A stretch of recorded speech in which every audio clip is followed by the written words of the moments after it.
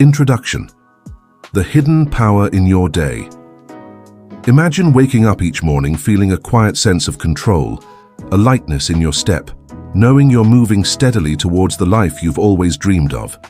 Maybe you picture yourself healthier, more focused, less stressed, or finally achieving that big goal that feels out of reach right now. It's a wonderful picture, isn't it? Many people chase this feeling, believing the path to it involves huge sacrifices, intense willpower, or a sudden dramatic change. They think they need to overhaul their entire life overnight, or that they'll only achieve their dreams when they finally find enough time, enough money, or enough motivation. But what if I told you that the secret to transforming your life is not about making giant leaps, but about taking tiny, almost invisible steps? What if the real power lies not in grand gestures, but in the small, consistent actions you take every single day? This isn't about some magic trick or a complicated system. It's about understanding the incredible, often underestimated power of habits. Think about it. Your life right now is largely a reflection of your daily habits. How you start your morning, what you eat, how you spend your free time, how you manage your money, how you speak to yourself. These are all driven by habits. Some of these habits serve you well, like brushing your teeth or showing up for work. Others might be holding you back, like mindlessly scrolling through your phone, reaching for unhealthy snacks when stressed, or constantly putting off important tasks. The good news is that these daily routines, whether helpful or unhelpful, aren't fixed. They can be understood, reshaped, and harnessed to work for you, not against you. This book is your simple, straightforward guide to doing just that. We're going to cut through all the complicated theories and get straight to what works. You'll learn why habits are so powerful, how your brain creates and follows them, and most importantly, how you can use this knowledge to build powerful new habits that propel you forward and gently nudge unwanted ones out of your life. You don't need endless willpower. You don't need to be perfect. You just need to understand how tiny actions, repeated consistently, create a snowball effect that transforms your entire life over time. You are more powerful than you know, and your daily actions hold the key to unlocking that power. Get ready to discover the quiet strength within your everyday routines and start building a life filled with purpose, progress, and countless daily wins. Let's begin this exciting journey together. Chapter 1: Your Brain on Autopilot. What habits really are. Think about your morning routine. Did you consciously decide every single step you took? Did you debate which tooth to brush first or which shoe to put on? Probably not. You likely got up, went to the bathroom, brushed your teeth, got dressed, and perhaps made coffee, all without much thought. This isn't laziness. It's your brilliant brain at work, running on autopilot. These automatic actions are what we call habits, and they are the invisible threads that weave together the fabric of your day. They are the silent directors of your life, steering your actions far more than you realize. So, what exactly is a habit? In the simplest terms, a habit is an action you perform regularly, often without consciously thinking about it. It's a mental shortcut your brain creates. Imagine your brain as a super efficient machine. Every new task you learn, like driving a car or playing a musical instrument, requires a lot of conscious effort at first. You have to think about every single movement. But with practice, those movements become smoother, faster, and eventually automatic. Your brain figures out a way to do it with less energy, less focus. That's a habit being formed. It's your brain saying, hey, we do this a lot, let's make it easier next time. This energy-saving feature is incredibly useful. If you had to consciously think about every single step of your day, breathing, walking, opening doors, making decisions about what to wear, you'd be exhausted before lunch.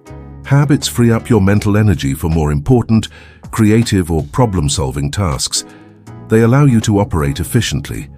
This is why we rely on them for so many essential parts of our lives, from personal hygiene to daily commutes. Without habits, everyday life would be a constant, tiring struggle of conscious decision-making. But here's the catch. Your brain doesn't care if the shortcut is good for you or bad for you. It just cares that it's efficient.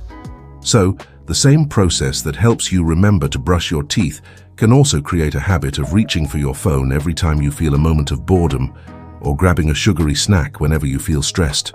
These habits become deeply ingrained, not because you consciously want to keep doing them, but because your brain has learned a specific pattern, a cue, an action, and a reward. Let's break down this habit loop into its simplest parts. The trigger, or cue. This is the signal that tells your brain to go into autopilot and start a particular habit. It could be anything. A time of day, a specific location, a certain emotion, a sound, or even the end of another action. For example, the alarm clock ringing is a trigger to get out of bed. Feeling bored is a trigger to check social media. Seeing a box of cookies on the counter is a trigger to grab one. The trigger sets the whole process in motion. The action, or routine. This is the habit itself, the behavior you perform. It's what you actually do after the trigger appears. After the alarm, you get out of bed. When bored, you open a social media app. When you see cookies, you eat one.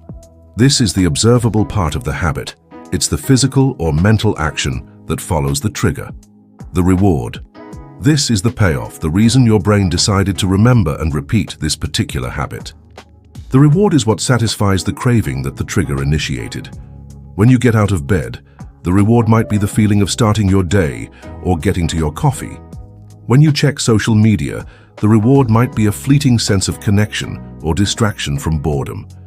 When you eat the cookie, the reward is the taste and the temporary comfort or energy boost. This reward signals to your brain, hey, that was good. Let's do that again next time we get that trigger. Think of the habit loop like this. You feel a craving or a need, the trigger. You perform an action to satisfy that craving, the routine. You then feel a sense of satisfaction or relief, the reward. This loop strengthens over time with repetition. The more you repeat it, the more automatic it becomes and the less conscious thought it requires. This is why some habits feel almost impossible to break. Your brain has optimized them for maximum efficiency and reward. For instance, consider the habit of smoking. The trigger might be feeling stressed. The action is lighting a cigarette and taking a puff. The reward is the temporary feeling of calm or relief from stress. Over time, the brain strongly links stress to the act of smoking, creating a powerful, deeply ingrained habit loop. It's not just about the nicotine, it's about the entire routine and the perceived relief. Understanding this simple loop is your first step to taking control. Because once you understand how your habits work, you can start to intentionally redesign them. You can identify the triggers for your unwanted habits and swap out the action for something more helpful. You can find better, healthier rewards for your efforts. You can make the actions you want to do more appealing and the actions you don't want to do less so. This isn't just some theoretical idea. Researchers like those at MIT have studied the neural pathways involved in habit formation, showing how certain parts of the brain, specifically the basal ganglia, become active when habits are at play. When a habit is fully formed, the brain's activity actually decreases. That's the energy saving happening. This is why a new task feels tiring, but an old habit feels effortless. Your brain is literally taking a break while running on autopilot. So don't feel discouraged if you have habits you wish you didn't. It's not a sign of weakness. It's a sign of a highly efficient brain that's simply doing its job, creating shortcuts. But you, as the conscious owner of that brain, have the power to direct where those shortcuts lead. You have the power to shape your brain's autopilot settings. The journey to building better habits begins with this fundamental understanding. It starts with observing your own loops without judgment. What triggers your energy slump in the afternoon? What do you do when you get that trigger? What reward do you get from it? What triggers your desire to exercise? What action do you take? How does it make you feel afterward? The more you understand the invisible forces of your habits, the more you can direct them towards your goals. This knowledge is your superpower. It means you are not stuck with your current patterns. You can literally rewire your brain for success, one tiny intentional action at a time. This is not about willpower, it's about smart design, and you are about to become a master designer of your own daily wins. Chapter 2. The Snowball Effect. How small actions create big futures. We often dream of overnight success, dramatic makeovers, and instant transformations. We see headlines about people who lost 100 pounds in a year or built $1 million business from scratch. And we think, wow, they must have done something huge. While their results are indeed massive, The truth is, they almost always started with something incredibly small. They started with daily, consistent actions that on their own seemed insignificant. This is the magic of the snowball effect, and it's arguably the most powerful force you can harness in your life. Imagine a tiny snowflake, barely visible, at the very top of a snow-covered mountain. On its own, it's just a snowflake, but as it starts to roll, it picks up another, then another, gathering speed and mass. Soon, it's not just a snowflake, it's a small snowball. It keeps rolling, collecting more snow, growing larger and faster, until it becomes an unstoppable force, a massive avalanche. Your habits work exactly the same way. A tiny positive action, repeated consistently, might seem to do nothing on day 1, or even day 30. But over weeks, months, and years, that tiny action compounds into massive, life-changing results. This is the principle of compounding, usually talked about in finance. If you invest a small amount of money and earn interest, that interest then earns interest on itself, and suddenly, your small initial sum grows into something much larger. The same principle applies to your personal growth and habits. Let's look at some real-world examples. If you read just 10 pages of a book every day, that's 70 pages a week. In a year, that's 3,650 pages, enough to finish about 12-15 average-sized books. Imagine the knowledge and insights you'd gain. That's a significant personal library built, one small reading session at a time. It doesn't require hours of dedicated reading, just 10 pages. If you save just $5 a day, that's $35 a week. If you exercise for just 15 minutes a day, that's 105 minutes a week. Over a year, that's 5,475 minutes, or more than 91 hours of physical activity. That's enough to significantly improve your health, energy levels, and mood, all from a commitment that feels achievable even on busy days. The trick is that the results aren't always visible right away. This is what trips most people up. They start a new habit, say, exercising for 15 minutes, and after a week, they don't see a dramatic change in their body or energy. They get discouraged and stop. They expect a linear improvement, but progress with habits is often like a hockey stick graph. Flat for a long time, then a sudden, sharp upward curve. This is what we call the plateau of latent potential. You're putting in the work, but the results are accumulating beneath the surface like water filling a bucket drop by drop. You don't see the water level rise much at first, but suddenly it overflows. Imagine trying to chip away at a massive stone block. You might hit it 100 times, 1,000 times, and see no visible cracks. It feels like nothing is happening, but each swing is slowly weakening the stone. Then, on the 1,001st swing, the block suddenly splits in half. It wasn't that last swing that did it. It was the accumulation of all the previous swings. Your small habits work the same way. Each small effort builds up, contributing to a hidden momentum, until eventually you break through and see significant change. This concept is supported by the 1% rule. If you get just 1% better at something every day, after a year, you'll be 37 times better than when you started. Think about that. 1% better doesn't mean a massive effort. It means a tiny, almost imperceptible improvement. It's not about striving for perfection. It's about consistent, tiny improvements.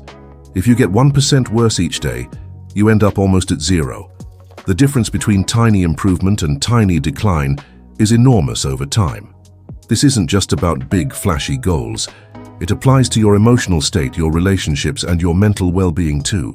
If you practice gratitude for just 5 minutes each morning, noting 3 things you're thankful for, you're subtly retraining your brain to look for the positive.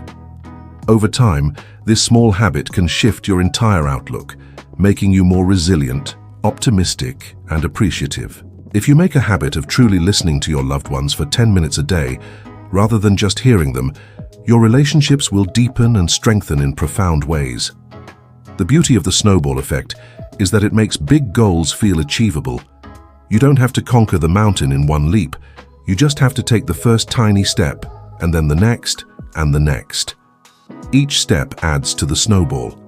The key is consistency. It's not about how much you do on any single day, but whether you keep doing something every single day. Showing up, even for a moment, sends a powerful signal to your brain and to the universe that you are committed. So, if you're feeling overwhelmed by your goals or discouraged by a lack of progress, remember the snowball. Don't underestimate the power of starting small. Don't dismiss a 5-minute meditation, a single push-up, or a single glass of water. Each of these is a tiny flake of snow. With consistent effort, they will accumulate, gather momentum, and transform into a powerful force that carries you towards the life you desire. Your biggest changes are waiting to be built, one small daily win at a time. Embrace the compound effect and watch your life transform. Chapter 3. Your current habits, taking an honest look. Before we can build new habits or change old ones, we need to know what we're currently doing. Think of it like mapping out your current location before you start a road trip. You can't get to your destination effectively if you don't know where you are right now. This chapter is about taking an honest, non-judgmental look at your daily routines, both the helpful and the not-so-helpful ones. This isn't about shaming yourself, it's about gathering information. Knowledge is power, and knowing your current habits is the first crucial step towards changing them. Most of our habits are so automatic that we barely notice them. They happen in the background, like the hum of a refrigerator. To bring them into focus, we're going to perform a simple habit audit. This is not a test and there are no right or wrong answers. It's simply an observation exercise. How to conduct your habit audit. Step 1. Choose a typical day. Pick a day that represents your usual routine. A weekday if you work, or a weekend day if you want to focus on leisure habits. Step 2. Track your time without judgment. For one full day, carry a small notebook and pen, or use a simple note-taking app on your phone. Every hour or half hour, quickly jot down what you're doing. Don't analyze it, just record it. Be specific. Instead of working, write checking emails, attending meeting, writing report. Instead of relaxing, write scrolling Instagram, watching TV, reading a book. Example entries might look like this. 7:00 a.m. alarm, hit snooze. 7:10 a.m. get out of bed. Check phone, social media news. 7:30 a.m. shower, get dressed. 7:50 a.m. make coffee, grab a quick toast, check emails. 8:15 a.m. leave for work. 9:00 a.m. arrive at work, start responding to emails. 10:30 a.m. get restless, grab a snack from the break room. 12:30 p.m. lunch at desk, watching YouTube videos. 3:01 p.m. feel tired, check phone again. 6 p.m. arrive home, collapse on couch, turn on TV. 7:00 p.m. make dinner. 8:00 p.m. eat dinner while watching TV. 9:00 p.m. more TV, some casual phone scrolling. 10:30 p.m. get ready for bed. 11:00 p.m. in bed, scroll phone for 30 minutes. 11:30 p.m. fall asleep. Step 3. Look for patterns and triggers. Once you have a full day's log, or even a few days for a clearer picture, sit down and review it. Don't judge yourself, just observe. Ask yourself these questions. What are my consistent routines? Where do you notice yourself doing the same thing at roughly the same time each day? What are my triggers? What happens just before a habit kicks in? Time of day, e.g. 3 p.m. slump, leads to snack. Location, e.g. walking into the kitchen leads to opening the fridge. Emotion, e.g. feeling stressed leads to biting nails, feeling bored leads to checking phone. Other people, e.g. co-worker asks about weekend leads to complaining. A preceding action, e.g. finishing a task leads to opening a new browser tab. What are the rewards? What do you get out of this habit, even if it's a temporary feeling? E.g. distraction, comfort, energy, connection, avoiding something else. How do these habits make me feel? Immediately after, an hour later, the next day, e.g. energized, drained, productive, guilty, relaxed. Which habits serve my goals, e.g. daily exercise, learning a new skill, mindful eating? Which habits hinder my goals, e.g. excessive social media, procrastination, unhealthy eating? The goal here is not to criticize yourself for having bad habits. Everyone has them. The goal is simply to become aware. For example, you might discover that every time you feel stressed at work, you grab a sugary drink. The trigger is stress, the action is getting the drink, the reward is a momentary sugar rush and distraction. Once you see this pattern, you can start to think about changing the action for a healthier reward.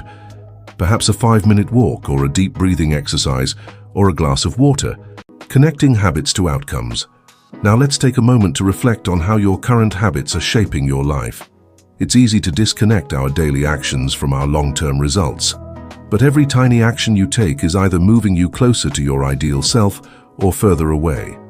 If your goal is better health, and your audit shows a habit of daily mindless snacking while watching TV, you can clearly see how that habit works against your goal. If your goal is to write a book, and your audit shows hours spent scrolling social media, you can see the conflict. Conversely, if you want to become more knowledgeable and your audit shows a habit of reading for 20 minutes before bed, you can celebrate that habit as a powerful contributor to your goal. This awareness is incredibly empowering.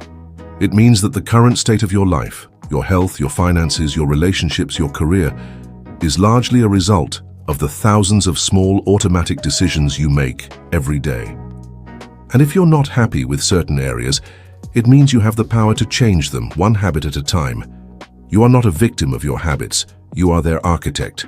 You just need to become aware of the blueprints currently being used. What if you discover habits you don't like? Don't despair, this is where most people give up feeling overwhelmed or guilty. But remember, your brain built these habits for a reason: efficiency and perceived reward. It doesn't mean you're flawed. It just means you have an opportunity to offer your brain better, healthier shortcuts that genuinely serve your well-being. Your habits are like a garden. Some plants, good habits you want to nurture and grow. Others, unwanted habits, are like weeds that need to be pulled out or replaced. You can't tend a garden without knowing what's growing in it. This audit is your way of surveying your internal landscape. Take the time to do this exercise. It might feel a little tedious at first, but the insights you gain will be invaluable. You will start to see the hidden patterns that govern your day. You'll notice how often you reach for your phone, how you react to stress, what triggers your cravings, or what makes you put things off. This clarity is the foundation for conscious change.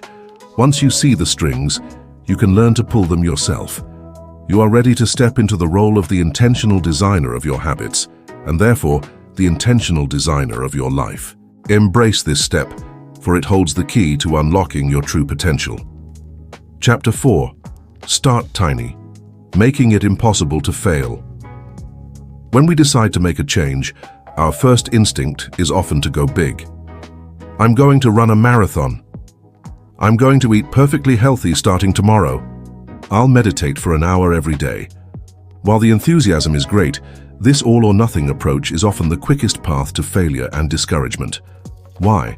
Because big changes require huge amounts of willpower, and willpower is like a muscle. It gets tired. When that motivation inevitably fades, we crash, feel guilty, and often give up entirely. The secret to lasting change, the true genius of habit building, lies in starting unbelievably small. So small, in fact, that it feels almost silly. So tiny that it's nearly impossible to fail. This is the concept of micro-habits or atomic habits. And it's a game changer. Think about it. What is the absolute smallest version of the habit you want to build? Want to read more? Start with reading 1 page a day. Want to exercise? Start with 1 push-up a day, or even just putting on your workout clothes. Want to meditate? Start with 1 breath of mindful meditation. Want to drink more water? Start with 1 extra glass of water a day. Want to write? Start with 1 sentence. The goal at this stage isn't to achieve massive results. The goal is to build consistency. It's about showing up. It's about proving to yourself day after day that you are the type of person who does this habit. When you make the habit so small that it's ridiculously easy, you remove the barrier of effort and resistance. You make success inevitable. Why does this start tiny approach work so well? It lowers resistance. Our brains resist big, daunting tasks. They scream, "Too hard, too much effort." But if the task is do 1 push-up, your brain barely registers it as effort. It's less likely to argue or find excuses. It builds momentum. Success breeds success. Each time you complete your tiny habit, you get a small mental win. This positive feeling reinforces the habit loop and encourages you to do it again tomorrow. These tiny wins accumulate and create powerful momentum. It establishes consistency. The most important thing in habit formation is consistency, not intensity. Showing up every day for 1 push-up is far more effective in the long run than trying for 50 push-ups once a week and then giving up. Consistency builds the neural pathways in your brain, making the habit automatic. It develops identity. When you consistently perform a small habit, you start to see yourself as the kind of person who does that. I am a person who reads. I am a person who exercises. This identity shift is incredibly powerful and will be discussed in more detail later, but it begins with those tiny, consistent actions. It often leads to more. Here's the beautiful part. Once you've done that one push-up, you'll often find yourself thinking, well, I'm already down here, maybe I'll do two. Or, I've read one page, I might as well read another. The tiny habit acts as a gateway to the larger action. You don't have to do more, but often you will. Let's look at a practical example. Suppose you want to start exercising regularly. The go big approach. I'm going to hit the gym for an hour 5 days a week. This sounds good, but after 2 days, life happens, you're tired and you miss a session. Then you feel guilty, and soon you stop altogether. The start tiny approach. I will do one push-up after I finish my morning coffee. This is your commitment. It's so small it feels almost silly, but you do it. The next day you do it again. And again. After a week you've done 7 push-ups, which is 7 more than you would have done otherwise. You've also built the consistent trigger, coffee, and the feeling of accomplishment. After a few weeks, that one push-up feels automatic, and maybe you naturally add a second, then a third, or even a short walk. You didn't force yourself, you just made it easy to start. The key to this strategy is to make your commitment so small that you simply cannot say no. Don't let your inner critic tell you it's not enough. It is enough because it's building the foundation of consistency. The results will come later, once the habit is locked in. How to implement Start Tiny. Identify the target habit. What new behavior do you want to start? Shrink it to the absurd. What is the absolute smallest version of that habit you can do? Find a clear trigger. When exactly will you do this tiny habit? E.g., after I brush my teeth, when I turn on my computer, before I eat breakfast. The more specific the trigger, the better. Commit for 30 days. Focus on consistency for just 30 days. Don't worry about the intensity or the results. Just show up every single day and do that tiny action. Celebrate the completion. Even for a tiny habit, acknowledge your success. A mental yes or a quick note in a journal can reinforce the positive feeling. Remember, the goal isn't to be perfect, it's to be consistent. If you miss a day, don't beat yourself up. Just make sure you don't miss 2 days in a row. This is called the never miss twice rule, and we'll talk more about it later. Get back on track immediately. By starting tiny, you're not just building a habit, you're building belief in yourself. You're proving that you can make changes. You're building the muscle of showing up, and that, my friend, is the real superpower that will unlock every other goal you have. Don't underestimate the quiet power of these small beginnings. They are the seeds of your incredible future. Chapter 5. Design your world, making good habits. Obvious. You've learned that your brain loves shortcuts, and that tiny actions, repeated consistently, create big results. Now let's talk about the silent, powerful force that often dictates those tiny actions: your environment. Your surroundings, the things you see, hear, and interact with every day, act as constant triggers for your habits. If you want to build good habits and break bad ones, you need to become an architect of your environment, making it easier to do the right thing and harder to do the wrong thing. Think about it. When you walk into your kitchen, what do you see first? If it's a bowl of fruit, you're more likely to grab a fruit. If it's a box of cookies, you're more likely to grab a cookie. This isn't about your willpower. It's about what your brain sees and what's easy to reach. Our brains are wired to choose the path of least resistance. Make the desired path the easiest one. This principle is so powerful that it's often used in public health. For instance, studies have shown that simply placing fruit closer to cafeteria lines increases fruit consumption. Or making stairs more appealing and visible than elevators encourages people to take the stairs more often. These aren't grand interventions. They're subtle nudges within the environment. You can apply the same genius to your own life. Here's how to design your world to make good habits obvious and easy. Make it visible. Workout clothes. Want to exercise in the morning? Lay out your workout clothes and shoes the night before right next to your bed. When you wake up, they're the first thing you see. It becomes an obvious trigger to get dressed and move. Healthy snacks. Keep a bowl of fruit or cut-up vegetables on your kitchen counter, where it's easily seen and accessible. Store less healthy snacks out of sight, in a cupboard or a less convenient location. Books. Want to read more? Keep a book, or your e-reader, on your nightstand by your favorite armchair, or even in your bag. If it's always within reach and visible, you're more likely to pick it up in a spare moment. Water bottle. Keep a full water bottle on your desk, in your car, and next to your bed. If it's always there, you're more likely to drink throughout the day. Meditation cushion. If you want to meditate, set up a small, inviting space with a cushion or chair. When you see it, it's a visual cue to sit down and practice. Reduce friction for good habits. Prepare ahead. If you want to eat healthier lunches, prepare them on Sunday for the week. If your lunch is already packed in the fridge, it's much easier to grab than deciding what to make or buy. Automate. Can you automate any part of your habit? For example, setting up automatic transfers from your checking to your savings account ensures you save money without thinking about it. Setting up recurring appointments for exercise or learning helps you show up. Organize. A cluttered environment can create mental clutter. If your workspace is organized, it's easier to start focused work.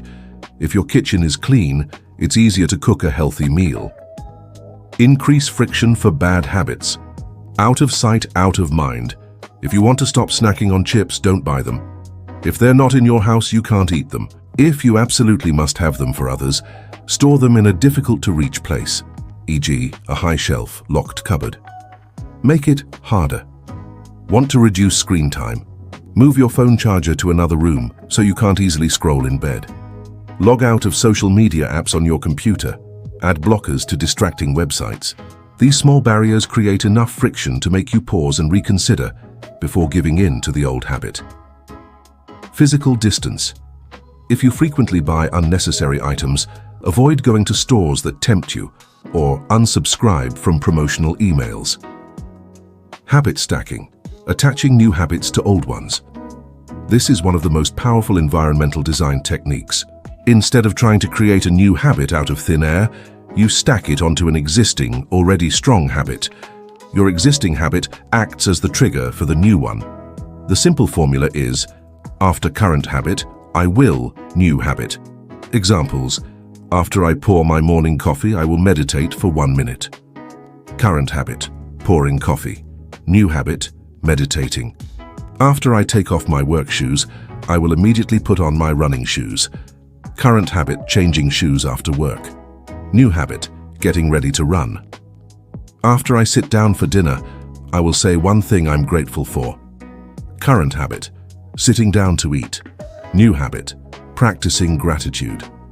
After I finish eating dinner, I will immediately load the dishwasher. Current habit, finishing dinner. New habit, cleaning up. After I send an email to a client, I will add a task to my to-do list. Current habit, sending email. New habit, task management. The beauty of habit stacking is that you don't need to remember to start a new behavior. The trigger is already built into your day. It leverages the consistency of your existing routines to automatically kickstart new ones. It's like adding a new car to an already moving train. Your environment is constantly influencing you, whether you realize it or not. By consciously designing your surroundings, you are setting yourself up for success. You're not relying solely on willpower, which is exhaustible. Instead, you're relying on smart systems that make the good choices easier and the unhelpful choices harder. This is a game changer. Take a few moments to look around your home and your workspace. How can you arrange things to support the habits you want to build? What triggers can you remove for the habits you want to break? Every small adjustment you make to your environment is a step towards effortless success. You are the architect of your life, and your environment is your blueprint. Design it wisely, and watch your desired habits become not just obvious, but inevitable. You have the power to shape your world, and by doing so, you shape your destiny. Chapter 6. The Reward Factor, Making Habits Attractive and Enjoyable. We've talked about starting small and designing your environment. These are powerful steps, but there's another crucial ingredient that makes habits stick, making them feel good right away. Our brains are fundamentally wired for pleasure and reward. We're more likely to repeat actions that give us an immediate sense of satisfaction, even if it's small. Think about it. Why do you scroll social media? Because it provides instant, though often fleeting, entertainment or connection. Why do you grab that sugary snack? Because it gives an immediate burst of energy or comfort. The problem with many good habits, like saving money or exercising, is that their biggest rewards, financial freedom, better health, are delayed. They are in the future. Our primitive brains prefer the immediate payoff. So the trick is to hack this system.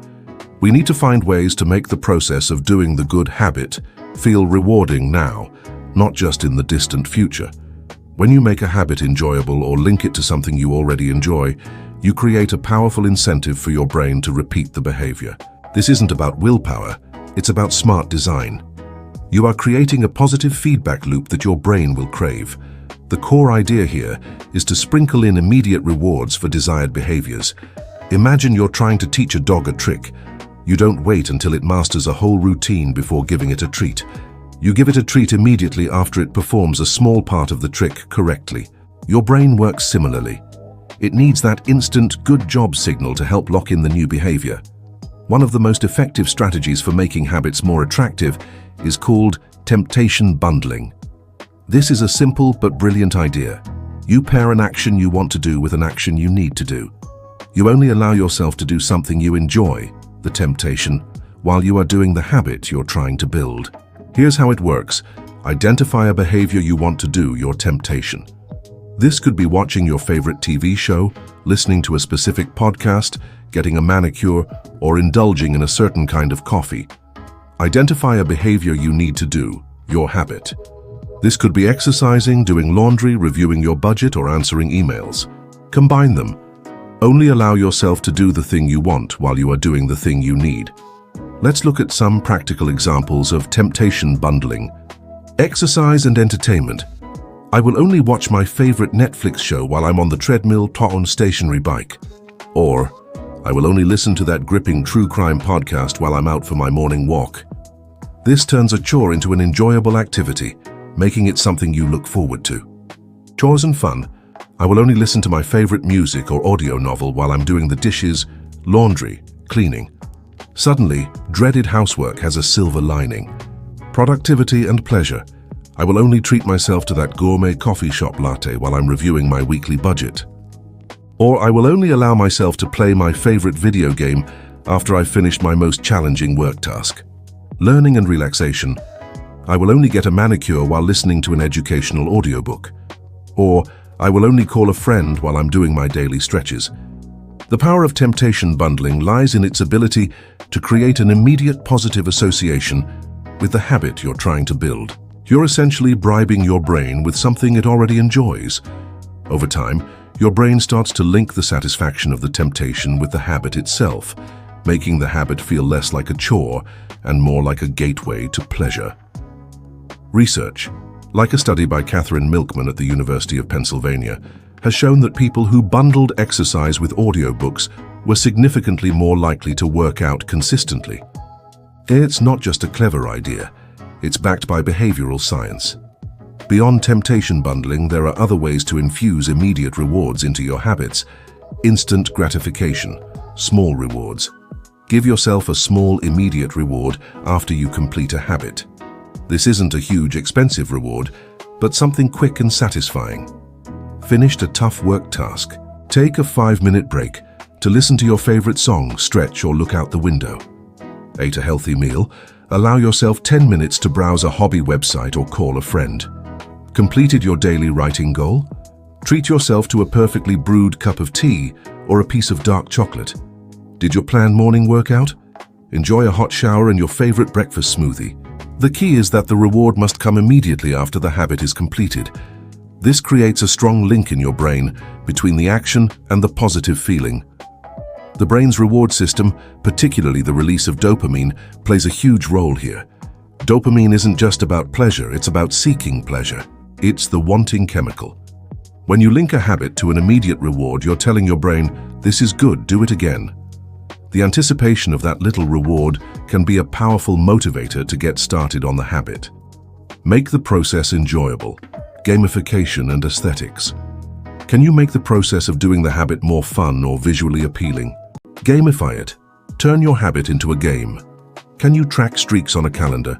Give yourself points for certain actions. Compete with a friend. For example, if you're trying to save money, challenge yourself to find a no-spend day each week and see how many you can accumulate. Use appealing tools. Invest in a beautiful journal if you want to write more. Buy nice workout clothes that make you feel good when you put them on. Get a sleek, functional water bottle if you want to drink more water. The tools themselves can make the habit more attractive.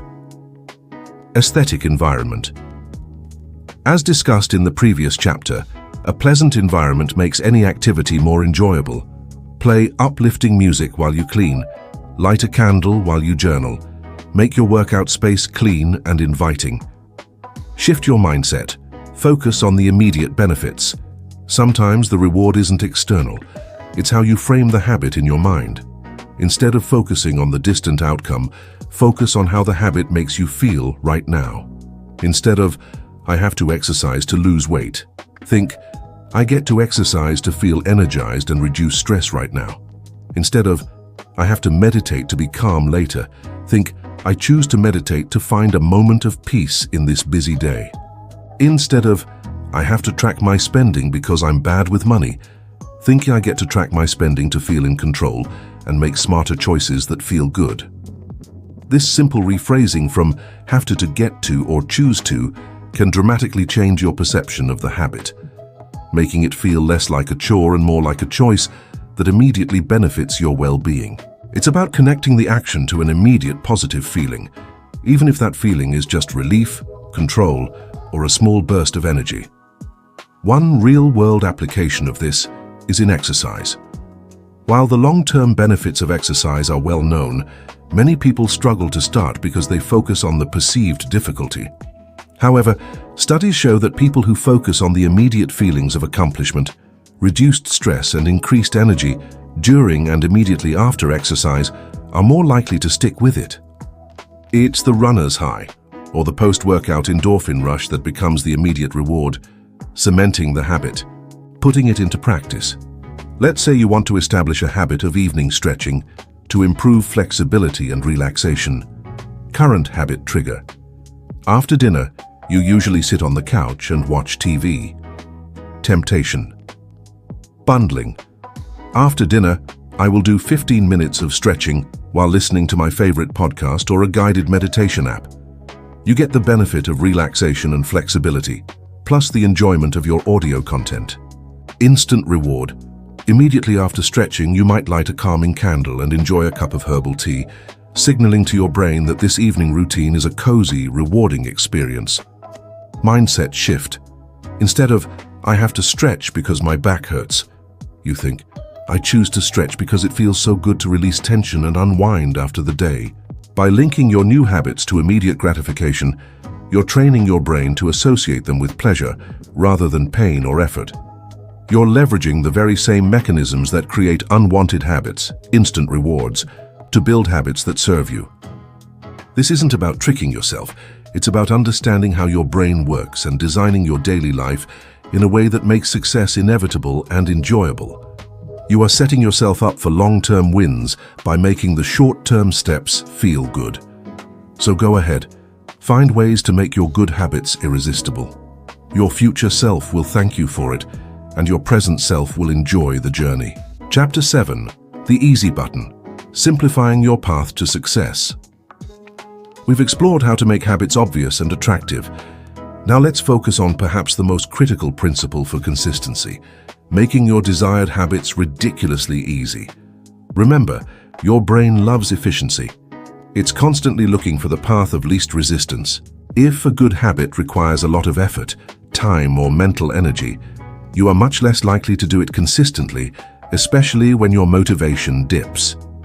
Conversely, if you make a habit effortless, you significantly increase the chances of it sticking. This is where the easy button comes in, The goal is to reduce the friction associated with your good habits and increase the friction for your bad habits. Friction is anything that makes an action harder to do. A locked door, a long commute, a difficult puzzle.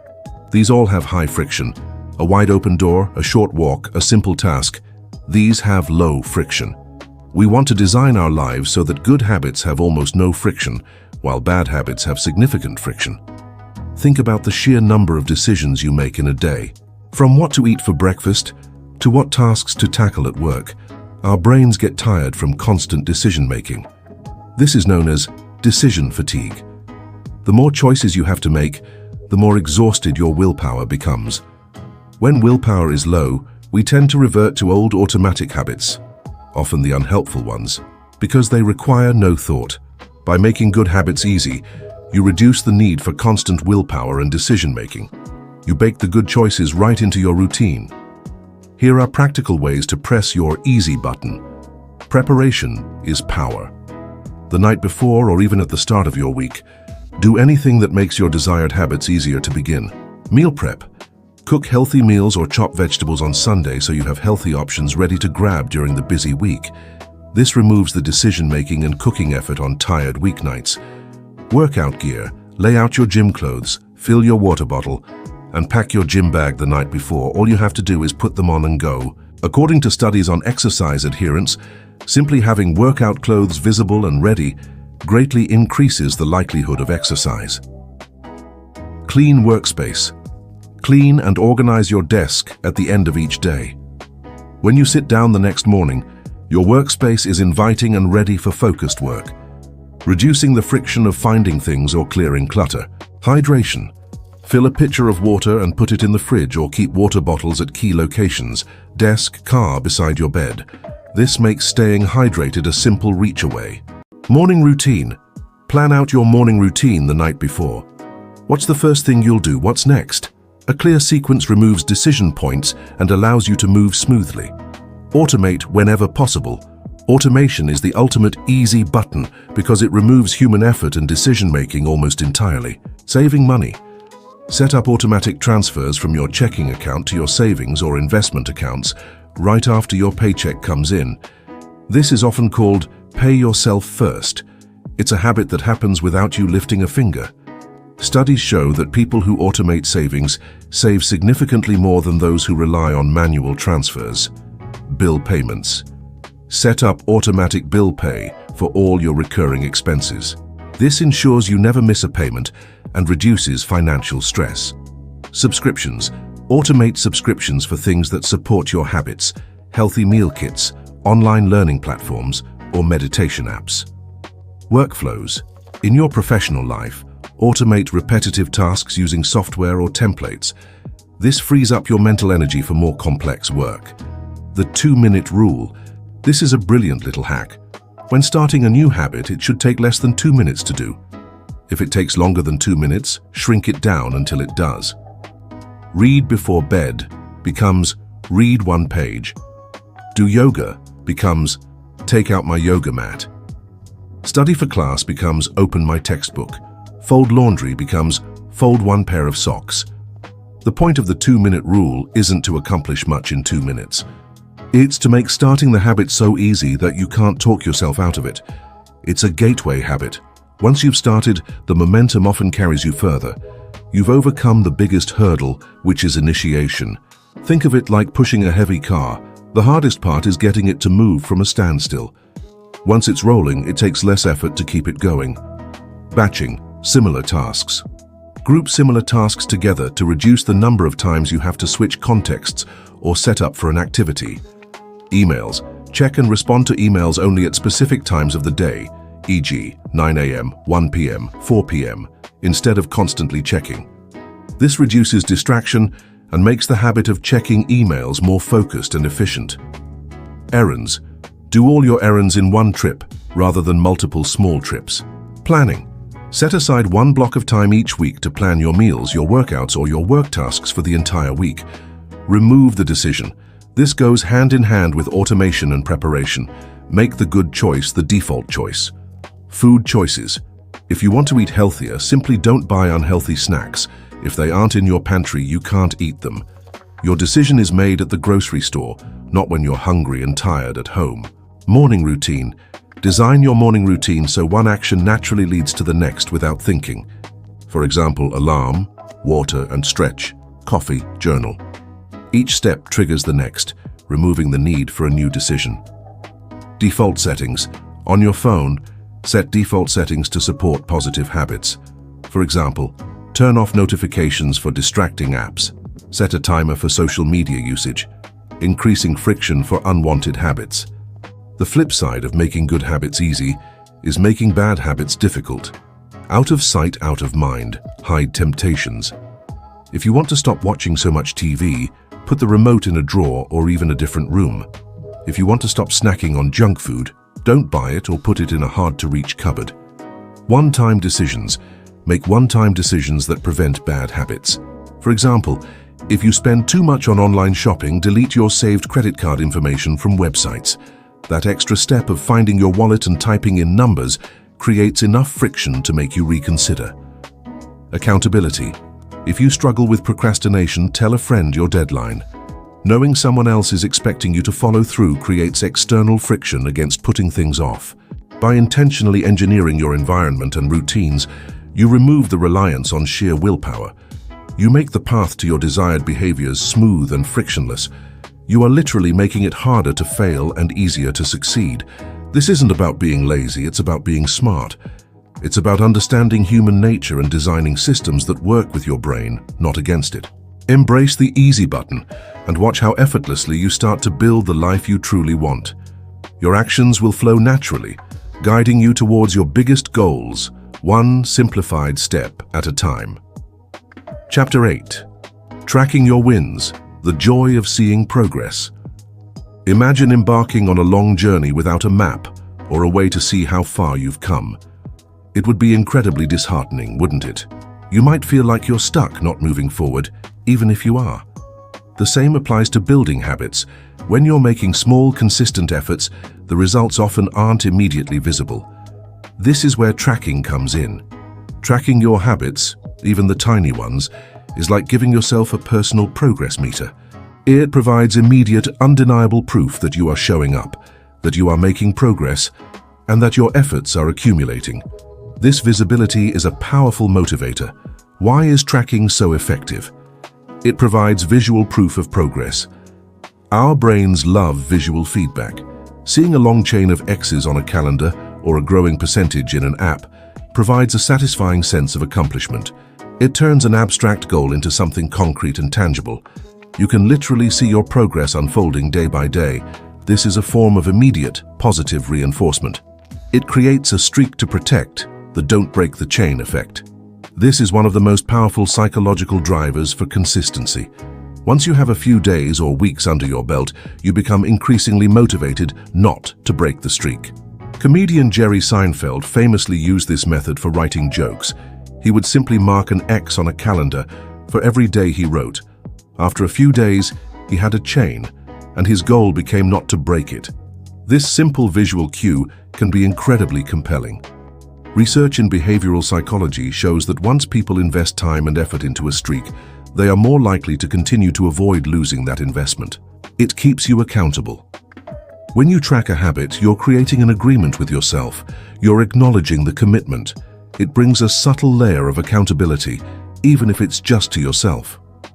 It highlights what's working and what's not. If you're struggling with a habit, your tracking data can show you patterns. Do you consistently miss on Tuesdays? Is a specific trigger always present when you fail? This insight helps you adjust your strategy. It boosts motivation and self-efficacy. Every time you check off a habit, you get a small shot of dopamine, the brain's feel-good chemical. This reinforces the behavior and makes you feel capable. This feeling of competence or self-efficacy is crucial for long-term adherence to any goal. Seeing your successes, no matter how small, builds your belief in your ability to follow through. How to track your wins? Simple methods. The best tracking method is the one you will actually use. Don't overcomplicate it. The calendar method. X marks the spot. This is perhaps the simplest and most effective. Get a wall calendar or draw a simple grid for the month. For each habit you want to track, choose a symbol, e.g. an X for exercise, a dot for meditation, a star for reading. Every day you perform the habit, mark it on the calendar. Place the calendar somewhere highly visible, your bathroom mirror, refrigerator, or above your desk. This method makes your progress impossible to ignore and creates that powerful, don't break the chain visual. Simple checklists, journals. At the start of each day, write down the 1 to 3 habits you are focusing on for that day. As you complete each habit, put a check mark next to it. At the end of the day, review your completed habits. This provides a clear sense of accomplishment and helps you reflect. You can also use a dedicated habit journal where you list your habits and mark them daily. Digital habit trackers, apps. There are many free and low-cost apps designed specifically for habit tracking. Popular ones include Streaks, simple, visually appealing, and great for building long chains. Habitica turns habit building into a role-playing game, perfect if you enjoy gamification. Productive offers clear visuals and reminders. Any, Do, Todoist. While general to-do list apps, they can be used for recurring habits. The advantage of apps is convenience and often built-in reminders. Find one with an interface that you find motivating. Visual cues and physical objects, jar of marbles. For a positive habit, put a marble in a jar each time you complete it. Watch the jar fill up. For an unwanted habit, you could remove a marble. Rubber band method. Wear a rubber band on your wrist. Each time you notice yourself doing an unwanted habit, snap the band lightly. This brings immediate, slightly uncomfortable awareness to the behavior, acting as a gentle deterrent. Progress charts. For long-term projects, create a visual progress chart. If you're saving for a down payment, print a picture of a house and color in a section each time you hit a savings milestone. If you're writing a book, color in a chapter each time you complete one. Important considerations for tracking. Don't overdo it. Start by tracking only 1 to 3 habits initially. Trying to track too many habits at once can feel overwhelming and lead to burnout. Focus on the ones that will have the biggest impact. Celebrate the streaks. Learn from the breaks. When you have a long streak going, take a moment to acknowledge your consistency. Feel proud. If you miss a day, don't throw in the towel. This is crucial. Remember the never miss twice rule. If you miss one day, forgive yourself and make sure you get back on track the very next day. 1 missed day is a slip. 2 missed days can become the start of a new unwanted habit, the habit of quitting. Focus on the action, not the outcome, initially. When tracking, focus on whether you performed the habit, not on the outcome. For example, if your habit is write for 15 minutes, mark it done if you wrote for 15 minutes, even if you didn't feel inspired or produce anything brilliant. The goal is consistency of action. The quality will improve over time. Review regularly. At the end of each week or month, take a few minutes to review your tracking. What went well? Where did you struggle? Are there any patterns? This review helps you adjust your strategy and celebrate your commitment. Tracking is not about judgment. It's about illumination. It provides objective data about your efforts. It allows you to see the small, consistent wins that are invisible otherwise. It turns your efforts into a visible game, where the goal is simply to keep the chain unbroken, to keep adding those marbles, to keep seeing that percentage climb. This visual feedback is a powerful ally in your journey to lasting change. It reminds you that every single step counts, and that you are consistently showing up for yourself. So embrace the power of tracking, watch your wins accumulate, and feel the momentum build. You are making progress, one tracked habit at a time. Chapter 9. Identity. First, becoming the person who does this. Most people approach habit change from a results-based perspective. This is the principle of identity-based habits. When you focus on changing your identity, how you see yourself, your habits naturally follow. Instead of saying, I want to write a book, you say, I am a writer. Instead of, I want to run a marathon, you say, I am a runner. Instead of, I want to lose weight, you say, I am a healthy person. Why is this so powerful? Because your habits are a reflection of your identity. You do what you believe a person like you would do. If you see yourself as a healthy person, you will naturally make choices that a healthy person would make. like choosing nourishing food or exercising. If you see yourself as a saver, you will naturally look for opportunities to save money. When your habits are in conflict with your identity usually wins. If you try to force yourself to do a habit that doesn't align with who you believe you are, it will feel like a struggle, and it will be temporary. But if a habit aligns with your self-image, it feels natural, almost effortless. Think about it. A smoker who is trying to quit might say, "I'm trying to stop smoking." But if they still identify as a smoker, moments of stress will trigger that deeply ingrained identity, and they'll likely revert.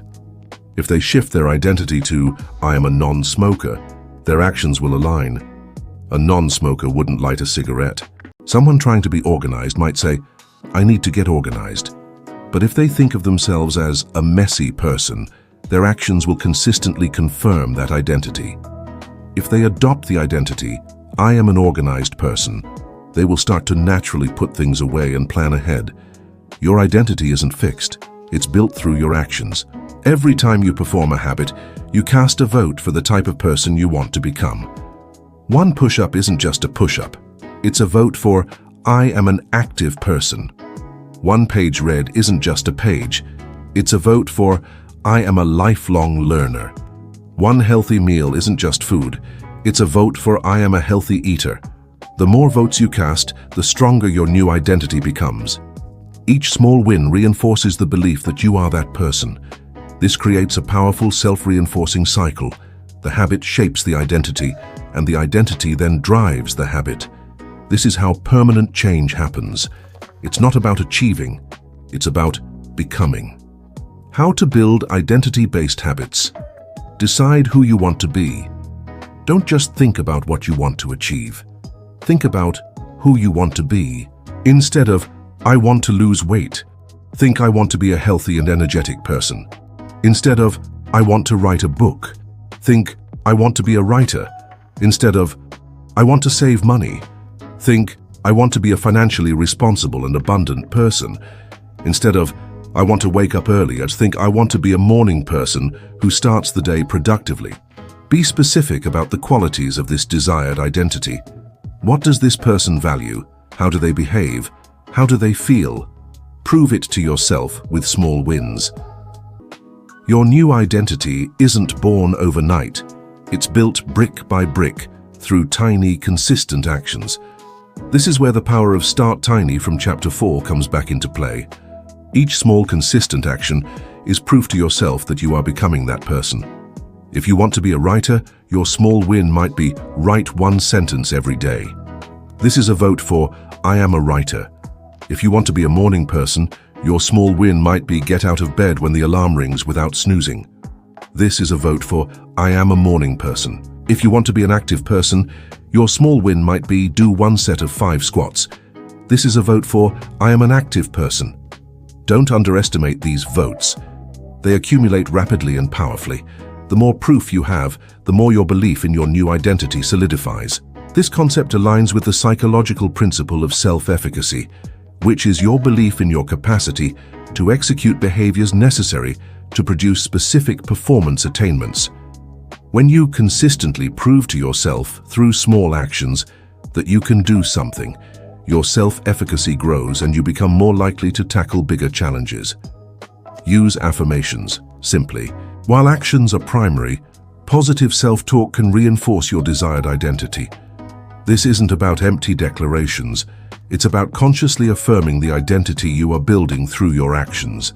Instead of, "I hope I can stick to this," say, "I am a disciplined person who sticks to my commitments." Instead of, "I'm trying to eat healthy," say, "I am a healthy eater."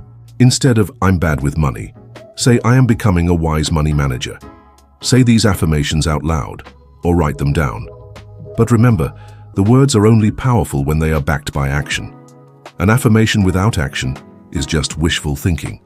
An affirmation that describes the person you are actively becoming through your habits is a powerful tool for self-belief. Embrace the new identity in your daily choices. Once you start adopting a new identity, you'll find that choices become easier. When faced with a decision, ask yourself, what would a desired identity person do in this situation?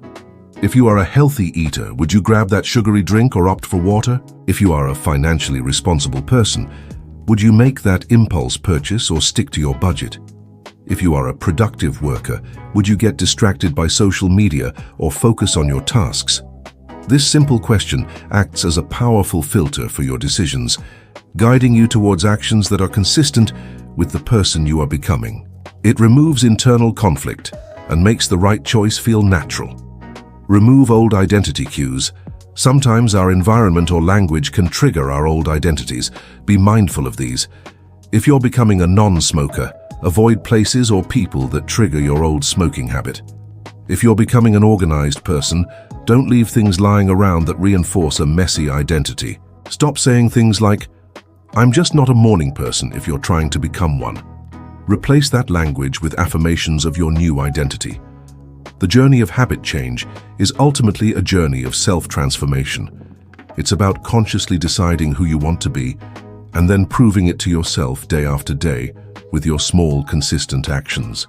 This isn't about faking it until you make it. It's about acting your way into a new way of thinking and being. Every time you cast a vote for your desired identity, you are building the future you. You are creating the evidence that you are indeed that person. So start today, decide who you want to be, and take one tiny action that proves it. The most exciting transformation of your life begins when you align your habits with the powerful person you are destined to become. Chapter 10. Breaking the grip. Tackling unwanted habits. We've spent a lot of time talking about building good habits. But what about the ones that hold us back? The mindless scrolling, the emotional eating, the procrastination, the negative self-talk. These unwanted habits can feel like invisible chains. Just like good habits, bad habits are formed through the same habit loop: a trigger, an action, and a reward.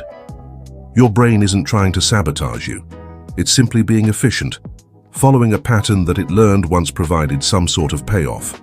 To break these chains, we need to understand this loop and then intentionally disrupt it.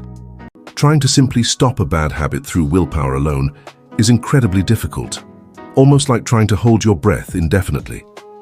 Eventually, your body, or your brain, will force you to breathe.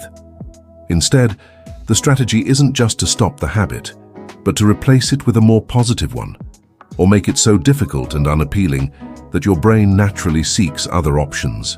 You're not just removing a brick, you're replacing it with a better one. Here's how to apply the principles we've learned in reverse to break the grip of unwanted habits. Make it invisible. Remove the triggers.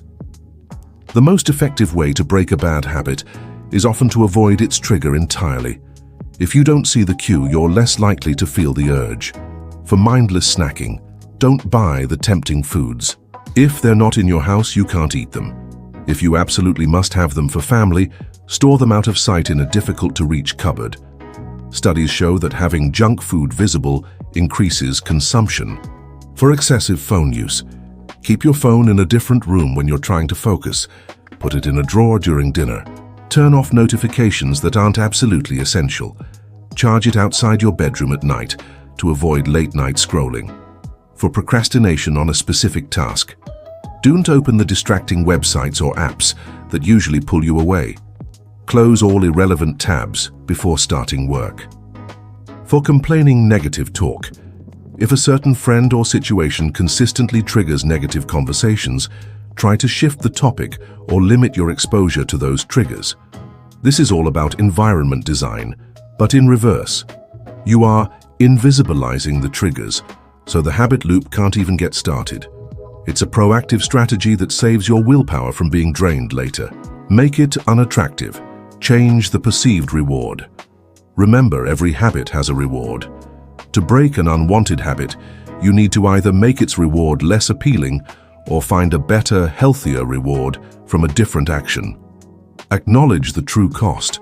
For that sugary snack, yes, there's an immediate sugar rush. But what's the actual long-term reward? A sugar crash, guilt, potential health issues. Make this long-term negative consequence more immediate in your mind.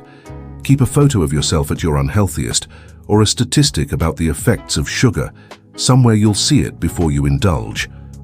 Verbalize the negative.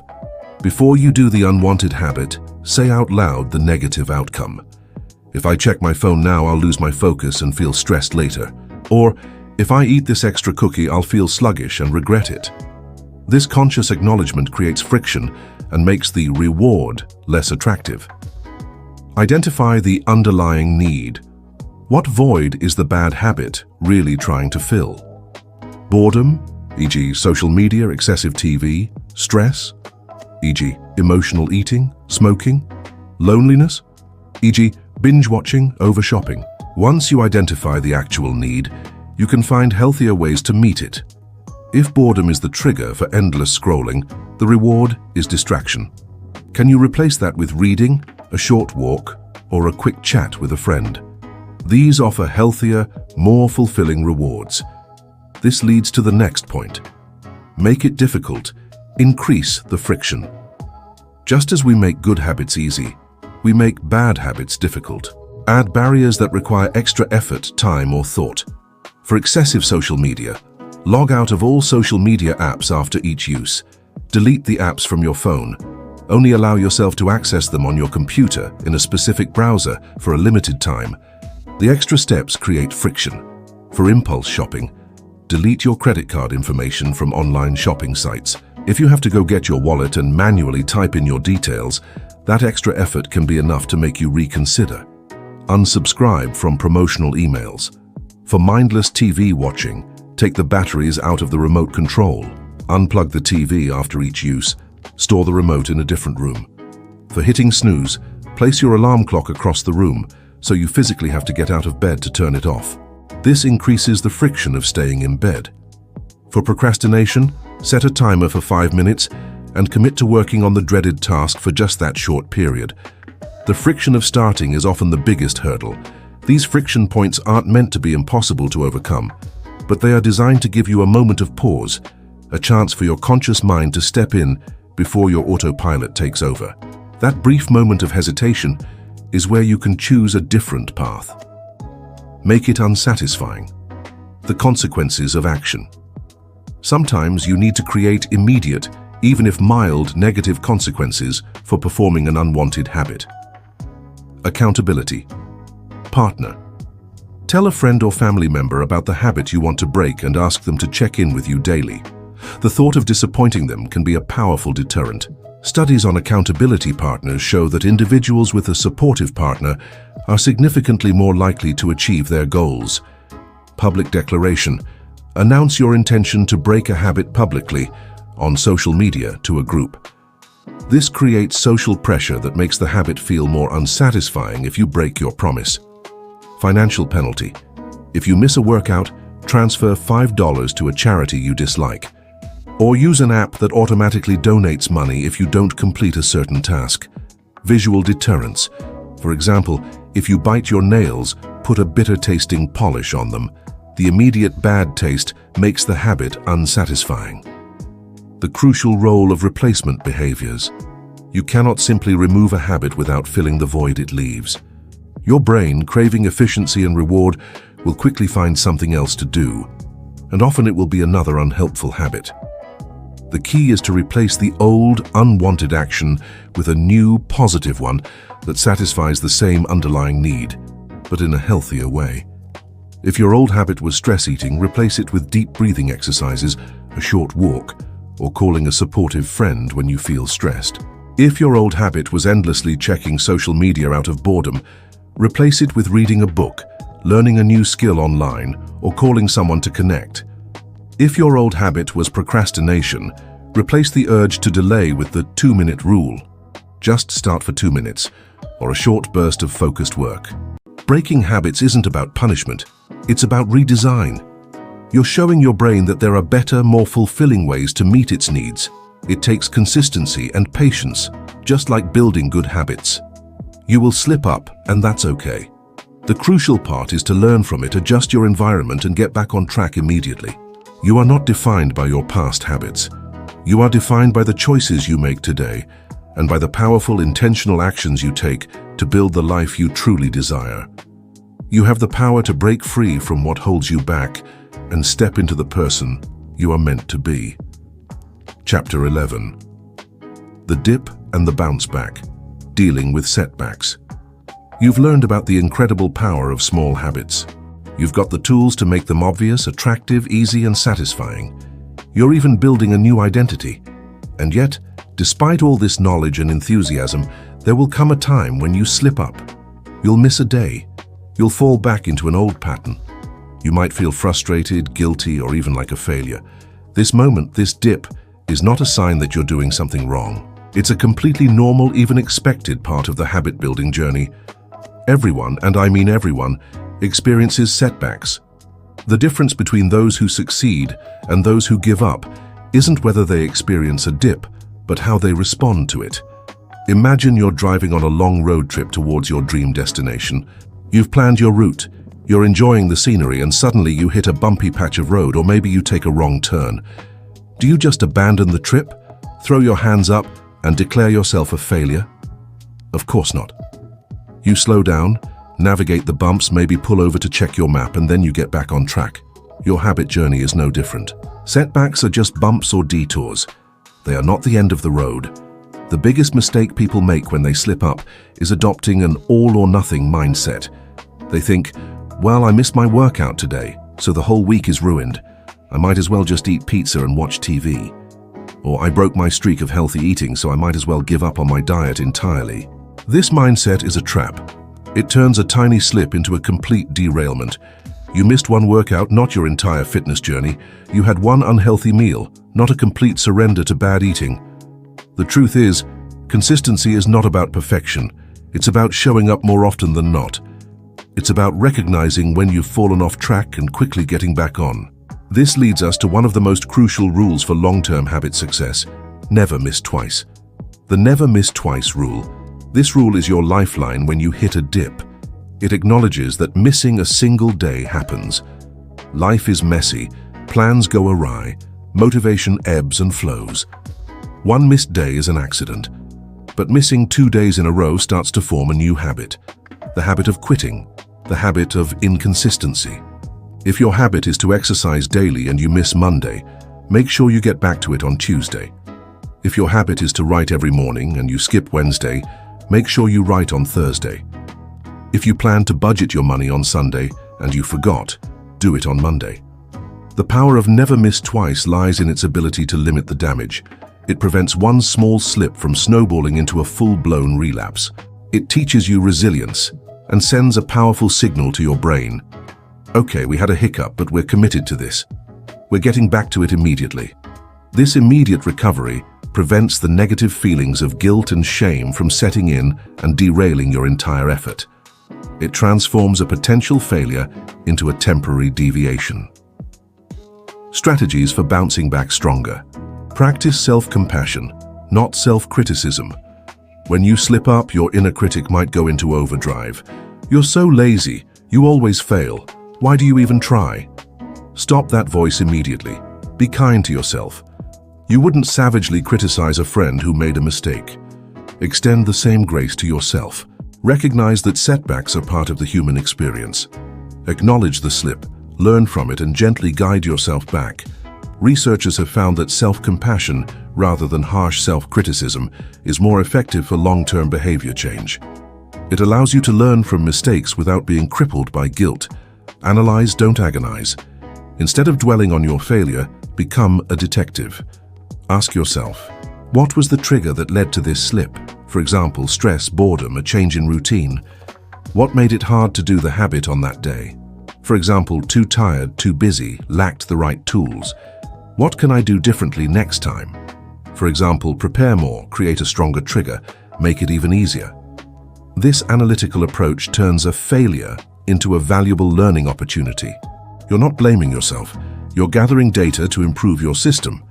Go back to tiny when needed. If you've been consistent with a habit but then hit a wall, it might be a sign that the habit has become too big or demanding for your current circumstances. This is when you temporarily go back to your start tiny strategy from Chapter 4. If you were exercising for 30 minutes a day, but suddenly can't manage it, commit to just 5 minutes. If you were reading 10 pages but feel overwhelmed, commit to just 1 page. The goal is simply to get back in the game and maintain the streak. even if it's at a minimal level. Once you regain momentum, you can slowly scale up again. It's better to do something small than nothing at all. Reconnect with your why. Sometimes a dip happens because you've lost sight of your original motivation. Take a moment to revisit your why. Why did you start this habit in the first place? What's the bigger vision or identity you're building? Remind yourself of the long-term benefits and the person you are becoming. Visualize the positive future that these habits are creating. This can reignite your intrinsic motivation. Anticipate and plan for obstacles.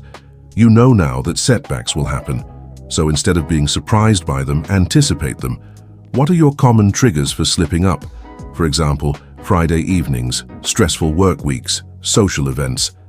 What's your plan for when those triggers arise? For example, if I'm stressed, I will go for a walk instead of reaching for comfort food.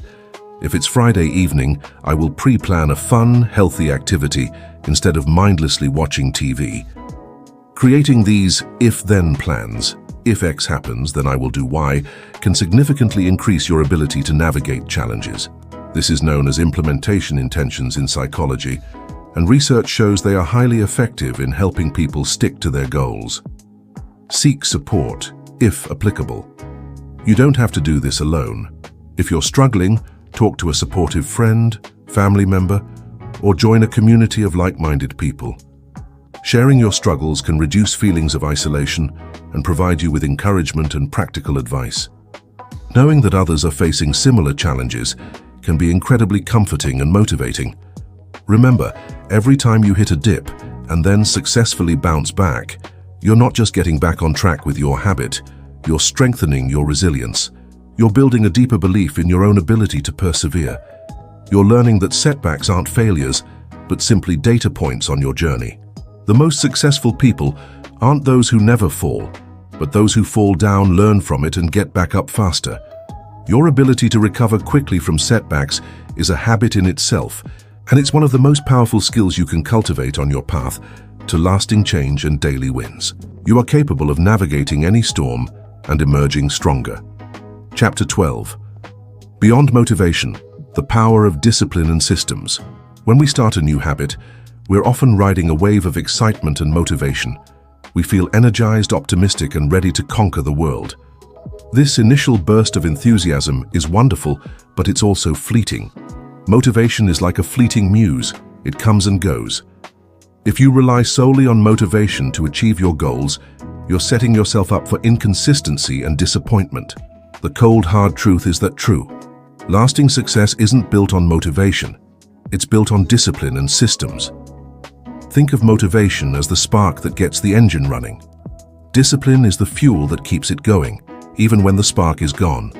Systems are the well-oiled machinery that ensures the engine runs smoothly, consistently, and without constant effort. Let's be clear. Discipline isn't about brute force or grim determination. It's about making a commitment to yourself and consistently honoring it, even when you don't feel like it. It's about showing up on the days you're tired, distracted, or simply uninspired. And this is where systems become your most powerful ally. Good systems reduce the need for constant discipline because they make the desired actions automatic and easy. They ensure that your default path is the one that leads to your goals. Why motivation fails, and why that's okay.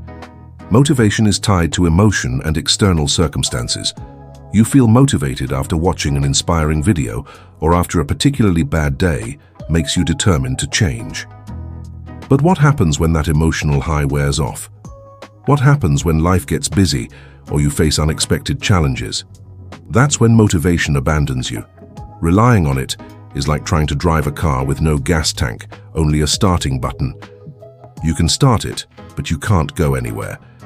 This is why so many New Year's resolutions fail. People are highly motivated on January 1st, but by February, the gym is empty. The motivation faded, and there was no underlying system or discipline to carry them through. The rise of discipline, not as scary as it sounds. Discipline isn't about being a robot. It's about self-respect and commitment. It's about deciding what you want, and then consistently acting in alignment with that decision, regardless of your momentary feelings. It's about building the muscle of doing what you said you would do. Every time you choose to show up for your habit, Even when you don't feel like it, you strengthen your discipline muscle. It gets easier over time. You prove to yourself that your actions are driven by your intentions, not just your moods. This builds incredible self-trust and confidence. It teaches you that you are capable of achieving what you set out to do. The power of systems. Systems are the invisible architects of your discipline. They are the structures, routines, and environmental designs that make desired behaviors happen automatically, without requiring huge amounts of willpower or conscious decision-making. Think of a well-run factory. It doesn't rely on the workers feeling motivated every day. It relies on clear processes, well-maintained machinery, and a logical flow of operations. Your life can be like that factory. Here's how to build powerful systems for your habits. Ritualize your routines. Turn your habits into predictable rituals. This is where habit stacking, from Chapter 5, truly shines. Morning ritual. Instead of thinking, what should I do this morning? Have a set sequence. Wake up, drink water, meditate for 5 minutes, exercise for 15 minutes, make coffee. Each step triggers the next, creating a smooth automatic flow. The decision is made once when you design the ritual, not every single morning. Evening wind down. Create a consistent routine before bed. Stop screen time at a certain hour. Read a book. Prepare clothes for tomorrow. Go to sleep. These rituals reduce decision fatigue and conserve your willpower for more important tasks later in the day. Make good choices the default. Design your environment and processes so that the desired behavior is the easiest, most obvious choice. Financial system. Automate savings. Invest automatically. Set up bill pay. Your money system ensures your financial habits are consistent without you needing to remember or decide each time. Healthy eating system. Meal prep on a specific day. Stock your fridge with pre-cut veggies and healthy snacks. Keep less healthy options out of sight or out of the house. The default option becomes the healthy one. Work system. Block out time in your calendar for focused work. Turn off distracting notifications during those blocks. Have a clear system for organizing files and tasks. This minimizes distractions and makes productive work the default. Implement checkpoints and reviews. Systems aren't static, they need maintenance. Regularly review your habits and systems to see what's working and what needs tweaking. Weekly review. Set aside 15 to 30 minutes each week to review your habit tracker, from Chapter 8. Celebrate your wins. Identify any habits you struggled with. Ask, how can I make this habit easier next week? What new trigger can I use? What friction can I remove? Add. Monthly, quarterly check-in. Take a broader look at your goals and identity. Are your habits still aligned with who you want to become and what you want to achieve? Adjust as needed. This ensures your systems remain relevant and effective as your life evolves. Embrace accountability, external and internal. While systems reduce the need for constant willpower, a little push from accountability can solidify discipline. External accountability. Tell a friend or family member about your goals. Join a group that shares your goals, for example, a running club, a study group. Schedule workouts with a trainer or a friend. The social pressure can be a powerful motivator to show up, even when discipline wanes. Research shows that having an accountability partner can increase your chances of success by up to 95%. Internal accountability. This is built through self-trust. Every time you show up for a habit when you don't feel like it, you build trust in yourself. You prove that you are a person of your word, even to yourself. This internal discipline is the ultimate form of self-mastery. The cycle of self-improvement. Motivation gets you started. Discipline keeps you going when motivation fades. Systems ensure you can be disciplined without constantly battling yourself. And the more you show discipline, the more you build self-trust and solidify your identity as the person who achieves their goals. This, in turn, can spark new waves of motivation. It's a virtuous cycle. Do not wait for motivation to strike. Design your life so that your desired habits are the path of least resistance. Create systems that support your goals, and then show up consistently, even on the days you feel nothing but resistance. That is the true mark of someone who masters their habits and ultimately their life. You have the power to create these systems, to build this discipline. and to transform your daily wins into an unstoppable force for your future. Chapter 13. Your Habit Masterpiece. Designing a Life of Purpose.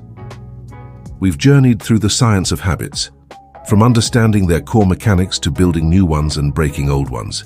We've learned to start tiny, design our environment, make habits attractive and easy, track our progress, and cultivate an identity that fuels our growth. Now, it's time to zoom out and see the bigger picture.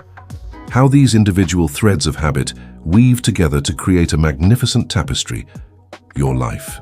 This chapter is about consciously designing your habit masterpiece, ensuring your daily actions are not just random tasks, but purposeful strokes that paint the life you truly desire.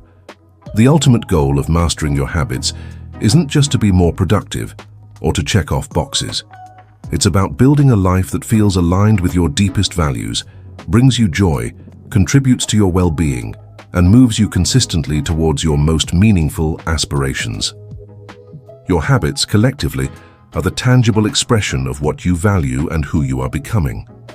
Aligning habits with your core values. This is where true purpose comes in. What truly matters to you? Take a moment to reflect on your core values. Is it health, family, creativity, financial freedom, contribution, learning, adventure? Once you identify your top 3 to 5 core values, you can intentionally design habits that directly support them. When your habits are aligned with your values, they feel less like chores and more like authentic expressions of who you are. They become intrinsically motivating because they resonate with your deepest sense of purpose. Let's look at some examples. Value, health and vitality. Habits, daily movement, even 10 minutes. Mindful eating, prioritizing sleep, drinking enough water. Value, strong relationships. Habits, regular check-ins with loved ones, active listening, planning quality time, expressing gratitude. Value, learning and growth. Habits, reading daily, taking online courses, listening to educational podcasts, journaling reflections. Value, creativity. Habits, dedicating a small block of time daily to creative work, writing, painting, music, keeping a sketchbook, notebook handy, seeking inspiration. Value, financial security. Habits, tracking expenses, automated saving, investing, regular budget review, learning about personal finance. Value, contribution, giving back. Habits, volunteering regularly, making small donations, offering help to neighbors, practicing acts of kindness. When you connect a habit to a deep value, it injects meaning into the action. It's no longer just exercising, it's nurturing the health and vitality I value. It's not just saving money, it's building the financial freedom that allows me to live generously and securely. This shift in perspective makes the habit much more compelling and sustainable. The art of continuous improvement, Kaizen. Your habit masterpiece is never truly finished. It's a living, breathing work of art that evolves as you grow and your life changes. Embrace the philosophy of Kaizen, a Japanese term meaning change for the better or continuous improvement. It's about making small, ongoing improvements rather than seeking one grand, perfect solution. This means regularly checking in with your habits, review and refine. Are your current habits still serving you? Have your priorities shifted? Are there new small habits you could add? Are there old habits that are no longer relevant or helpful? Iterate. If a habit isn't sticking, don't abandon it. Instead, adjust your approach. Make it even smaller, change the trigger, or find a different reward. It's about tweaking and improving your system, not abandoning the goal. Learn from every experience. Whether a habit sticks perfectly or you stumble, see it as a learning opportunity. What did you discover about yourself, your triggers, or your environment? Use that insight to make your next attempt even more effective. The journey of habit mastery is a loop of building, reviewing, refining, and repeating. It's an ongoing conversation with yourself about how you can best live in alignment with your potential. Living your values now, the balance of today and tomorrow. Sometimes in the pursuit of future goals, we can get so focused on future rewards that we forget to live in the present. Mastering your habits is not about endlessly delaying gratification or becoming a robot. It's about building the financial security for future freedom. but also about creating habits that allow you to enjoy your life now. It's about finding the balance. Mindful spending. Instead of cutting everything out, establish habits of mindful spending. Spend money on experiences that align with your values rather than just accumulating possessions. Research shows that spending on experiences, rather than material goods, often leads to greater and more lasting happiness. Present moment habits. Cultivate habits that bring you into the present moment. Daily gratitude, mindful eating, spending time in nature, connecting genuinely with loved ones without distraction. These habits enrich your daily life immediately. Intentional breaks. Schedule breaks into your day, not just as a reward, but as a habit. A short walk, a few deep breaths, or a quick stretch can reset your focus and prevent burnout. These habits ensure you have the energy to continue building your masterpiece. Your life is a continuous work in progress, and your habits are the brushes and paints you use every day. You have the power to create a life that not only achieves your big goals, but also feels deeply fulfilling and purposeful in the everyday. Your unstoppable momentum. As you consistently apply the principles in this book, you will notice a profound shift. You won't just have better habits. You'll have more confidence, greater self-trust, and a clearer vision for your future. The small daily wins will accumulate into an unstoppable momentum. You'll begin to experience true freedom, the freedom that comes from knowing you are consistently moving towards the life you desire, driven by intention, not just fleeting motivation. Embrace the joy of building. Celebrate every small victory. Be kind to yourself through the dips. And always remember that your daily habits are building your masterpiece, one deliberate, joyful stroke at a time. The power to transform your life is not found in grand gestures, but in the quiet, consistent magic of your daily wins. Go forth and create your magnificent life. Chapter 14. The Power of Community. Habits as a Shared Journey. Building new habits can sometimes feel like a solitary journey. You're working on personal goals, making individual choices, and dealing with your own internal struggles. While much of habit mastery is an inside job, ignoring the power of other people in your life would be a huge oversight. In fact, one of the most powerful forces for strengthening good habits and breaking unwanted ones is community. When you share your journey, your goals, and your struggles with others, you tap into a wellspring of support, accountability, and inspiration that can propel you forward far more effectively than going it alone. Humans are inherently social creatures. Our brains are wired for connection and belonging. This social wiring significantly impacts our behavior, including our habits. Research in social psychology shows that we are deeply influenced by the norms, behaviors, and expectations of the groups we belong to. If the people around us are doing something, we're more likely to do it too. This can be a huge advantage when it comes to habit formation. Here's how to harness the power of community for your daily wins. Accountability partners, your personal cheerleader and taskmaster. This is one of the most direct ways to leverage social influence. An accountability partner is someone you regularly check in with to report on your progress with a specific habit. How it works: choose someone you trust and respect, a friend, family member, co-worker, or even a coach. Clearly state your habit goal. For example, I will exercise for 30 minutes 3 times this week. Agree on a regular check-in schedule. For example, daily text, weekly call. The benefit: knowing someone else is expecting you to follow through creates a powerful external push. You're not just letting yourself down, you're also letting them down. This can be a stronger motivator than internal willpower, especially on days when motivation is low.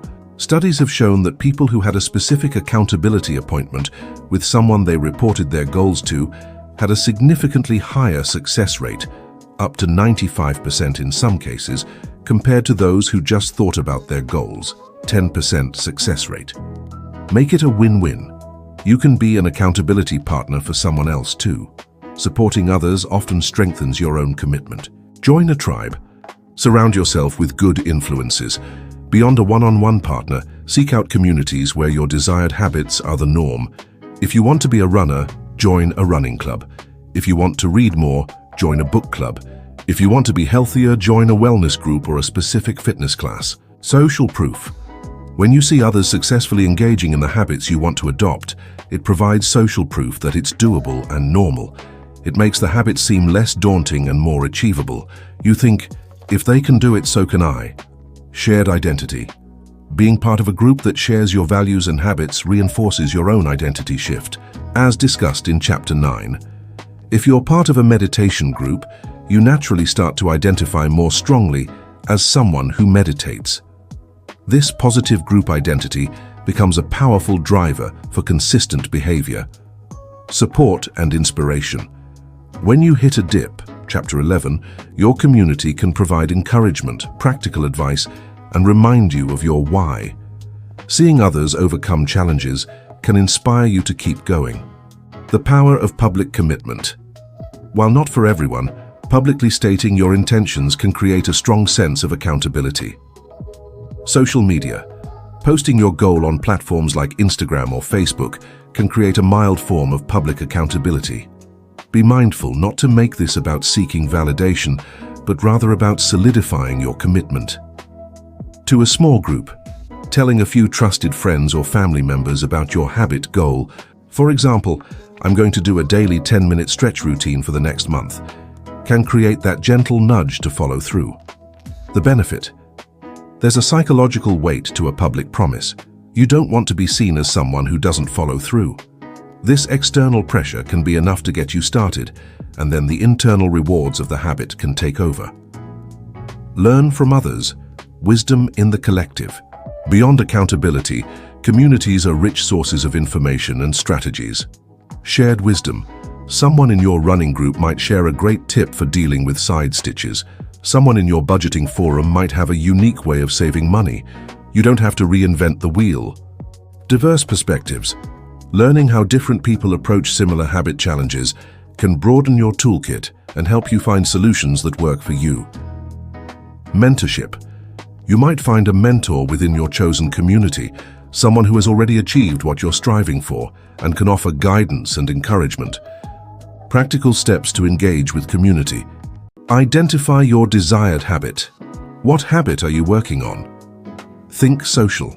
How can you make this habit more social? Can you find a workout buddy? Can you join a class or a group? Can you share your progress with a trusted friend? Seek out relevant communities, online forums or Facebook groups for specific hobbies, health goals, etc. Local clubs or organizations, running clubs, hiking groups, writing workshops, volunteer groups. Workplace initiatives, wellness programs, study groups. Be an active participant. Don't just observe, engage, share your goals, ask questions, offer support to others. The more you put in, the more you get out. Choose your circle wisely. Be mindful of who you surround yourself with. If your current social circle makes it harder to maintain your desired habits, for example, constantly encouraging unhealthy eating, it might be time to gently expand your circle to include people who support your growth. The saying, "You are the average of the 5 people you spend the most time with," holds a lot of truth, especially when it comes to habits. The journey of building a life of daily wins is deeply personal, but it doesn't have to be isolated. By intentionally weaving community into your habit-building strategy, you add layers of support, accountability, and inspiration that can make all the difference. You're not just building habits, you're building a supportive network that propels you forward day after day. Lean on others, lift others up, and watch how much stronger and more joyful your habit journey becomes. You are connected, and in that connection, you are incredibly powerful. Chapter 15.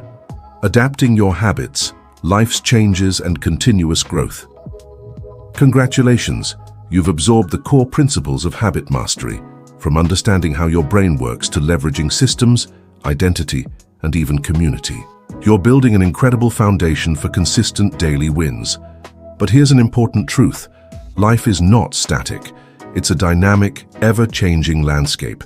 New jobs, relationships, family responsibilities, health changes, economic shifts, or even global events can throw a wrench into your carefully constructed routines. The final secret to true habit mastery isn't just about building habits, but about the ability to adapt them as your life evolves. Think of your habits as a beautiful garden. You plant seeds, nurture them, and help them grow. But a good gardener knows that conditions change. Seasons shift, soil needs replenishing, some plants might outgrow their space, and new plants might need to be introduced. You don't abandon the garden when a storm hits or the weather changes. You adapt your care. Your habit system needs the same mindful attention and flexibility. The goal isn't to create a perfect, unchanging set of habits that you follow rigidly forever. That's a recipe for burnout and frustration. The goal is to cultivate a flexible mindset and a system that allows you to adjust your sails when the winds of life change direction. This is where true mastery lies, in the ability to pivot, adjust, and continue progressing, even amidst chaos. Here's how to cultivate adaptability in your habit journey. Embrace seasons of life. Recognize that different periods of your life will demand different habits. What worked perfectly when you were single and childless might not work when you have a newborn. What was easy during a quiet period at work might be impossible during a demanding project. Be realistic. Don't hold yourself to an impossible standard. If you're going through a particularly stressful or busy period, it's okay to scale back your habits temporarily. Remember the Start Tiny principle, Chapter 4, and apply it to maintaining, not just starting. Instead of a 30-minute workout, maybe it's just 5 minutes of stretching. Prioritize. During challenging times, focus on the 1 to 2 habits that are most crucial for your well-being or most aligned with your immediate priorities. Let go of the pressure to do everything perfectly. This is about being strategic, not giving up. Regular habit audits and reviews, beyond tracking. As discussed in Chapter 3 and Chapter 12, regular review is essential. But beyond just checking your streak, do a deeper audit periodically, for example, quarterly, or when major life changes occur. Question everything gently. Ask, is this habit still serving my current goals and values? Is it the most efficient way to achieve what I want? Am I enjoying the process, or does it feel like a constant grind? Identify bottlenecks. Where are your habits feeling stuck? Is there a new trigger you need to add or remove? A different way to make it easier or more attractive? Seek feedback. If you have an accountability partner or trusted friends, discuss your habit challenges with them. A fresh perspective can illuminate solutions you hadn't considered. Learn to restack and redesign. When your routines change, your habit stacks, Chapter 5, might need to change too. New triggers. If you get a new job with a different commute, your morning habits might need new triggers. After I arrive at my new office, I will plan my top 3 tasks. Environmental shifts, moving to a new home. Redesign your new space to support your habits from day 1. Set up your workout area. Designate a reading nook. Stock your fridge strategically. Time constraints. If you suddenly have less free time, look for ways to shrink habits further or integrate them into existing unavoidable activities. Can you do lunges while brushing your teeth? Listen to an audiobook during your commute. Embrace the pivot mindset.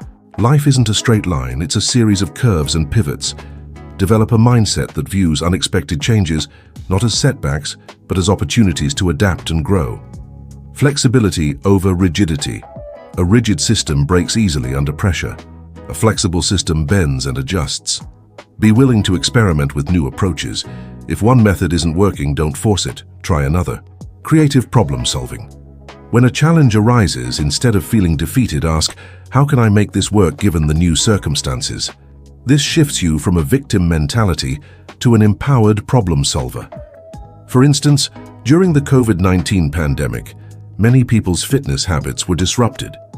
Those who adapted by finding home workouts, outdoor activities, or online classes maintained their progress, while those who waited for gyms to reopen often fell off track. The journey is the reward. Ultimately, habit mastery is a lifelong journey of continuous self-improvement and refinement. There's no finish line where you suddenly become a perfect person with perfect habits forever. The joy and fulfillment come from the process itself. The daily commitment, the small wins, the lessons learned from the dips, and the growth you experience along the way. Celebrate small adjustments. Don't just celebrate sticking to a habit, celebrate your ability to adapt it. Celebrate when you recognize a habit is no longer serving you and you thoughtfully replace it. Focus on the process, not just the outcome.